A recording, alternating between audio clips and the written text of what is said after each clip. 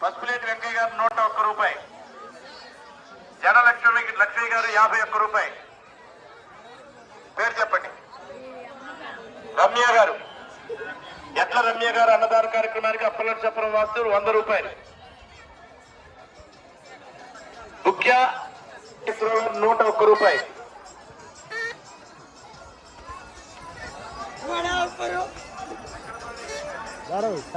వెంకటేశ్వర గారు 101 రూపాయలు. చెప్పమ్మా.